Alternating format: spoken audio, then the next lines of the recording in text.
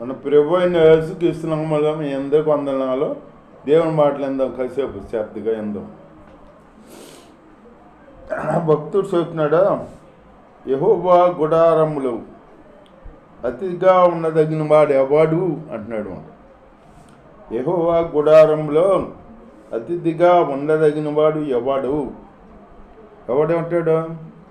యెహోవా మందిరంలో అతిథిగా ఉండాలంటే ఎంత రహితంగా ఉండాలి, ఎంత పవిత్రంగా ఉండాలి.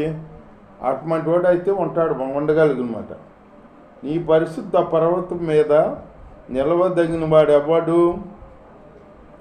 యథార్థమైన ప్రవర్తన కలిగి నీతిని అనుసరించు హృదయపూర్వకముగా నిజము పలుకువాడే. హృదయపూర్వకంగా నిజం పలుకువాడే అంటున్నాడు అన్నమాట భక్తుడు.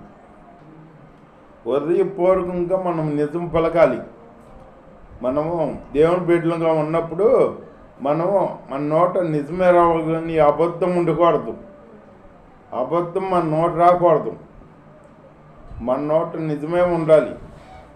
దేవుడు చెబుతున్నాడు, నీ గొంతు మీద కత్తి పెట్టినా కానీ నీ మాట అవునంటే అవును, కాదంటే కాదు అన్నట్టుగా ఉండమంటున్నాడు దేవుడు. అలా ఉండాలి. అలా నిజం మాట్లాడే జీవితం ఉండాలన్నమాట మనకి. అట్టివాడు నాలుకతో కొండెమ్మలాడడు. అట్టివాడు నాలుకతో కొండెమ్మలాడంట. కొండెమ్మలు ఆడే బలంగా మనం ఉండకూడదు. మనం అబద్ధాలు చెప్పకూడదు, కొండెమ్మలు ఆడకూడదు, చెడు పనులు చేయకూడదు అన్నమాట. పవిత్రంగా ఉండాలన్నమాట. తన చెలికానికి కేడు చేయడంట. చెలికానికి కేడు చేయడంట. మన చెలికాని ఉంటాడు కదా, వాళ్ళకే కీడు చేసే ఉద్దేశం మనలో ఉండకూడదు. నీకు శాస్త్రం అయితే మేలు చేయాలి కానీ కీడు చేయకూడదు. కీడు చేసే బిడ్డలుగా మనం ఉండకూడదు అన్నమాట. కీడు చేసే బిడ్డలుగా ఉంటాకి పిలవల దేవుడు. మంచి చేసే బిడ్డలుగా నువ్వు అబద్ధం మాట్లాడకూడదు, నిజమే చెప్పాలి. నీ ఆస్తి పోయినా కానీ, నీ ప్రాణం మీదకి వచ్చా కానీ నువ్వు అబద్ధం ఆడకూడదు అన్నమాట. నిజం మాట్లాడాలి. నిజం మాట్లాడే నాలుక దేవుడికి ఇష్టం. కొండెమ్మలు ఆడే నాలుక దేవుడికి అసహ్యం. మనం నిజం మాట్లాడాలి. నిజం మాట్లాడే బిడ్డలుగా ఉండాలన్నమాట. కొందరు చూడు చర్చికి వస్తూ ఉంటారు, గబుక్కిన అబద్ధం ఆడేస్తారు. ఏదేమంటే మనకు కుదురుద్ది అంటే అట్ట ఉంటాకి కుదురుద్దా? మనం అబద్ధం ఆడాలి. ఒక్కొక్కసారి ఏం చేస్తా, మనకు అట్ట కుదరదు కదా అంటారు. ఎందుకు కుదరదు? నువ్వు నీలో అట్లాంటి అబద్ధ జీవితం ఉందంటే నీలో ఇంతవరకు జీవితం పోలా. ఇంతవరకు అట్లా అబద్ధం జీవితంలో జీవించవు. ఆ జీవితం నిన్ను ఎంటాడుతూ వస్తుందన్నమాట. నువ్వు వ్యవసాయం నమ్ముకున్నా కాడ ఆ జీవితం నీలో నుంచి పోలా. ఎందుకు పోలేదంటే అది నువ్వే కారణం. అది నీలో ఉంటాకి నువ్వే కారణం. మనం యథార్థంగా మాట్లాడామనుకో అబద్ధ జీవితం మనలో ఉండదు. అబద్ధం ఆడే జీవితం మనలోకి రాదు. సైతాన్ మన జోలికి కాట రాదు. అబద్ధం ఆడేవాళ్ళు ఎవరో సైతాన్ బిడ్డలు, మన జోలికి రాదు మాట. మనం నిజమే మాట్లాడాలి. అతని దృష్టికి నీసుడు అసహ్యుడు. అతని దృష్టికి నీసుడు అసహ్యుడంట. మరి మనం పవిత్రంగా ఉంటున్నామనుకో, మన పక్కోడు ఎవరన్నా అసహ్యంగా ఉంటున్నాడు అనుకో, నీసంగా అబద్ధాలు ఆడేవాడు లేక ఉంటున్నాడు అనుకో, అతను చూసి మనకి అసహ్యమేద్దమట. అట్లా ఉండాలి మనం. అబద్ధం ఆడాలంటే భయపడాలి. అబద్ధం ఆడే జీవితాల్లో ఉండకూడదు మనలో. మనం పవిత్రమైన దేవుడిని నమ్ముకున్నాం, నీతి మంత్రిని నమ్ముకున్నాం, నీతి గల దేవుణ్ణి వెంబడిస్తున్నాం. లోకంలో ఉన్నప్పుడు ఇవన్నీ పాటిస్తూ వచ్చామన్నమాట. ఎందుకో తెలియక అబద్ధ జీవితాల్లో ఉన్నాం అంతకితం. వాళ్ళు వెంబడిస్తున్న వాళ్ళు కూడా చెప్పలే, వాళ్ళు అబద్ధం ఆడేవాళ్ళే కదా. వాళ్ళు అబద్ధం ఆడేవాళ్ళు, 2 పెళ్ళిళ్ళు చేసుకునేవాళ్ళు,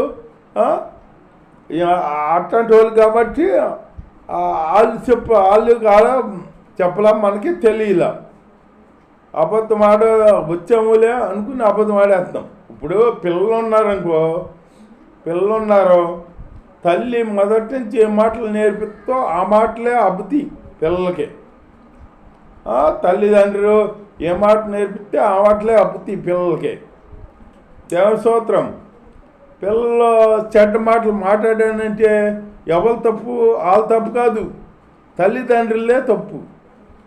తల్లిదండ్రులు నేర్పించిన అది తప్పు మాట్లాడినప్పుడు అది తప్పు, అది మాట్లాడకూడదు అని చెప్పాలి. చెప్పే జీవితం మనలో ఉండాలి. వాళ్ళు లేకుండా నా కొడుకు ముద్దు మాటలు మాడుతున్నాడు, తప్పు మాట్లాడి కానీ ముద్దుగా మాడుతున్నాడు, ముద్దు వస్తున్నాడు నా కొడుకు అని మురుసుకునేవారుకో పెద్ద అయినా కూడా అదే అలవాటు అవుద్ది. అట్లాగే ఒక ఆవిడ ఉందంట, ఒక కుర్రోడు కొడుకు బడికి వెళ్తున్నాడంట. బడికి వెళ్తుంటే బడికి వెళ్ళి ఆ బడిలో వచ్చేటప్పుడు ఎవరితో పెన్సిల్ దొంగతనం చేశాడంట. పెన్సిల్ ఎత్తుకొచ్చేసాడంట, ఎత్తుకొచ్చి తల్లికిచ్చాడంట. చిన్నప్పుడు ఎవరికి ఇస్తారు? మనం ఎవరికి ఇస్తాం? తల్లికి ఇస్తాం, తండ్రికి ఇస్తాం. తల్లికి ఇస్తాం ఎక్కువ. తల్లి చెప్పాలి, ఈ పెన్సిల్ ఎక్కడ తెచ్చావు, ఏంటి, ఎవరిది ఇది, ఈ పని చేయకూడదు, ఈ పని ఎందుకు చేసావు నువ్వు, దొంగతనం చేయకూడదు అని బయట చెప్పాలి. చెప్పకుండా అబ్బా నా కొడుకే, నా బంగారమే అని ముద్దు పెట్టుకుందట. ముద్దులు పెట్టుకునేటప్పటికి అనుకున్నాడేక మా అమ్మాయి ముద్దులు పెట్టుకుంటుంది, ఈ పని మంచి పని కోసం అనుకుని అదే పాలయ్యాడట. అబ్బడికి వెళ్తాం, ఆ పెన్సిల్ దొంగదానం చేస్తాం, రబ్బర్ దొంగదానం చేస్తాం, అవి దొంగదానం చేస్తాం, బలపాల దొంగదానం చేస్తాం, జామెంట్రీ బాక్స్ ఎత్తుకొచ్చేస్తాం. ఇవన్నీ దొంగతనం చేస్తే ఇవిడు మెచ్చుకుంటుంది కానీ ఇవన్నీ తిడతలా, కుర్రోడిని ఎందుకు చేస్తున్నావు ఈ పని చేయకూడదు అని అంటలా. అనిపోతే ఆ కుర్రోడికి అదే మంచి పని కోసం అనుకుని అదే పాలైపోయాడు. పెద్ద అయినాక ఇక చదివాడు కానీ ఉద్యోగం రాబోయేటప్పటికి ఈ పని అలవాటు అయింది కదా, ఈ పని అలవాటు అయిన పని కదా, ఇంకేం పని వస్తుంది, సర్లే ఈ పని అలవాటు అయిందిగా, ఇదే బాగుందిలే అని దొంగతనాలు మొదలెట్టాడు. దొంగతనాలు మొదలెడితే దొంగతనాలు చేసి చివరికి ఎవరో అడ్డొస్తేనంట వాళ్ళని చంపేశాడంట. దేవుని స్తోత్రం. చంపే కాడికి వెళ్ళిపోయాడు దొంగతనాలు చేసి. వాళ్ళు చంపేసేటప్పటికి అప్పుడు పోలీసులు ఊరుకుంటారా? పోలీసులు ఎంక్వైరీ చేసి పట్టుకున్నారు, కుర్రాన్ని పట్టుకుని స్టేషన్లో పెట్టారు. స్టేషన్లో పెట్టేటప్పటికి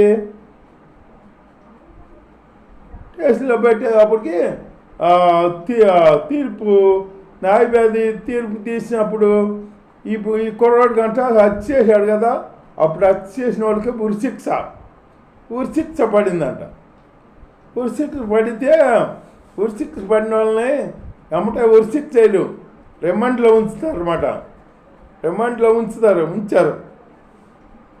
అట్లా ఉన్నాక అట్లా ఒక 6 రోజులు 10 రోజులు నెల రోజులు ఉన్నాక 10 రోజులు ఉన్నాక నీకు ఉరి అమలు అవుతుందయ్యా, రేపు అమలు అవుద్ది, నీ కోరిక ఏమన్నా ఉంటే చెప్పు అన్నాడంట. పోలీసులు అంటారుగా, ఉరి తీసే ముందు నీ కోరిక ఏమన్నా ఉంటే చెప్పు, తీరుస్తామంటారన్నమాట. అప్పుడు అక్కడు అన్నాడంట, నా కోరిక ఏమీ లేదు కానీ మా అమ్మని రప్పించండి ఇక్కడికి అన్నాడంట. మమ్మల్ని రప్పించండి ఇక్కడికి అన్నాడంట. అంటే ఆ అమ్మ రప్పించాడంట. రప్పించేటప్పటికి ఇట్రా ఇట్రా అని దగ్గర రమ్మని చెప్పేసి కటకగాల దగ్గరికి వెళ్తే ఆ దగ్గరికి రమ్మని చెప్పి ఆ అమ్మ ముక్కు అట్టుకు కొరికేశాడంట. దేవుని స్తోత్రం.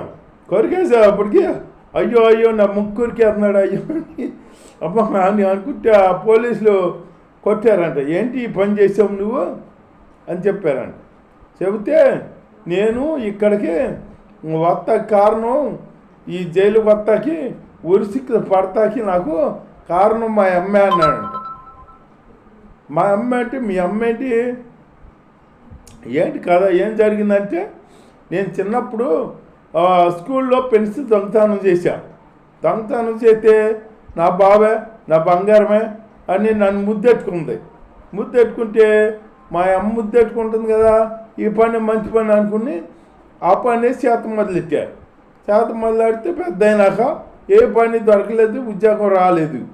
రాపోయేటప్పటికి ఇదే అలవాటు పని కదా, ఈ పని మొదలెట్టాను. దొంగతనం చేస్తుంటే ఒకళ్ళు దొరికిపోయారు. వాళ్ళని చంపేసి చేసి పారిపోతుంటే మీకు దొరికిపోయారు. మీరు దొరికిపోతే మరి మీరు తీసుకొచ్చారు కదా, తీసుకొచ్చి ఊరేసారు కదా. ఆనాడే పెన్సిల్ దొంగతనం చేసినప్పుడు ఇది తప్పురా, ఈ పని చేయకూడదు, దొంగతనం చేయకూడదు, ఒకరు తీయకూడదు అని ఆనాడే మా అమ్మ అన్నాడితే భయం చెప్పినట్టే నేను ఈనాడు ఈ దొంగతనం చేసేవాడిని కాదు అన్నాడంట.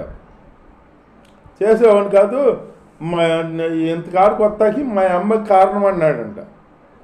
అట్లాగే మనం దొంగతనం మన పిల్లలు కూడా దొంగతనం చేసే బిడ్డలో దొంగతనం చేస్తే ఊరుకోకూడదు, ఆ పని చేయకూడదురా తప్పని అని చెప్పాలి మనం.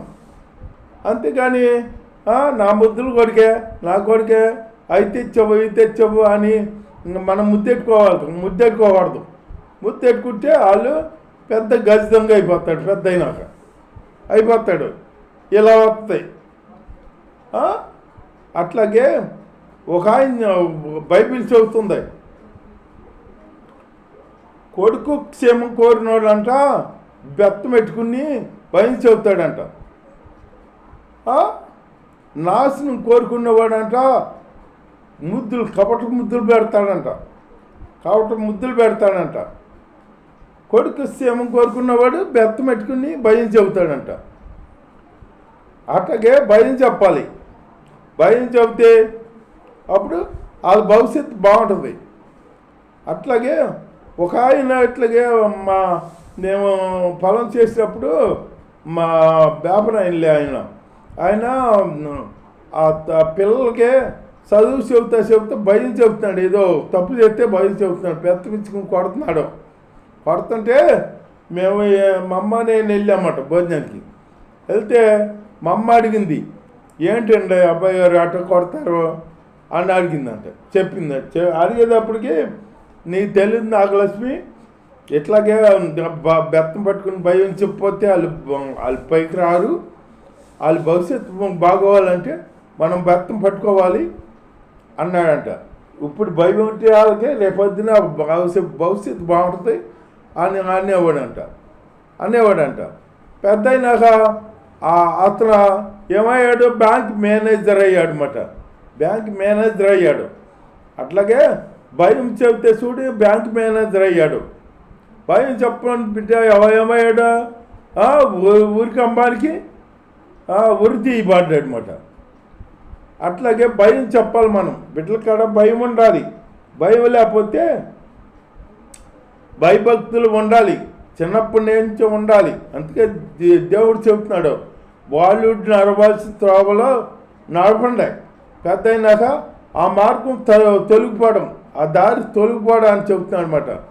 ముందు నుంచి ఏ మార్గాన్ని నడుపుతాడో ఆ మార్గం మర్చిపోవడం. అందుకే చిన్నప్పుడు పిల్లల్ని బడిగేసేది. చిన్నప్పుడు అయితే వాళ్ళకి ఏ మాట అయినా వృద్ధంలో నాటుపడిపోద్ది అన్నమాట. వాళ్ళకి వస్తుంది బడి, వాళ్ళకి చదువు వస్తుంది. అప్పుడు పెద్ద అయినా చదవాలంటే వాళ్ళకేం రాదు. ప్రయత్నం అంతా వృధే, సమయం వద్దే కానీ వాళ్ళకేమీ రాదు. అట్లాగే చిన్నప్పుడే పిల్లలు భయభక్తుల్లో ఉంచి మనం పెంచుతూ అలాగ నీతిమంతులుగా జీవింప చేయాలి. దేవుడి వాక్యం దీవించగా